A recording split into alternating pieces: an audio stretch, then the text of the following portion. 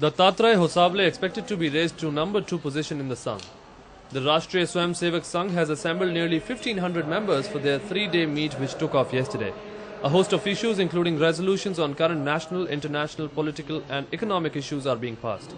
The Akhil Bharatiya Pratinidhi Sabha of the RSS is being held at the RSS Resham Bagh premises in Nagpur. The meet is crucial as this general body meeting includes representatives and office bearers of all 35 frontal organizations associated with the Sangh. Annual representative meeting takes place in the month of March in every 3 years. According to organization, constitution level elections are held. In that year, representative meeting take place. This year, good thing is that new representatives are the part of this meeting. Elections for the Sarkarevar General Secretary post held on Friday evening. ABPS is held once in 3 years in Nagpur to elect a new executive body for the Sangh.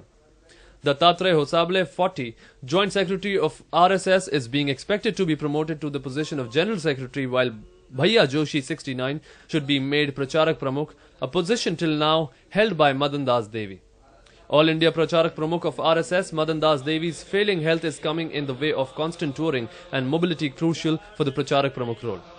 Hosable was a student leader of the ABVP and has graduated in the rigid hierarchy of the Sangh with his performance in various capacities. Besides discussing on interstate border distribution, border disputes and growing linguistic-based divisions at the high-level conclave, RSS will also take up the 150th birth anniversary celebrations of Swami Vivekanand, which will begin in January next year. While political situation, performance of the BJP in recent elections in 5 states, including UP, are expected to be thrashed out at the meet.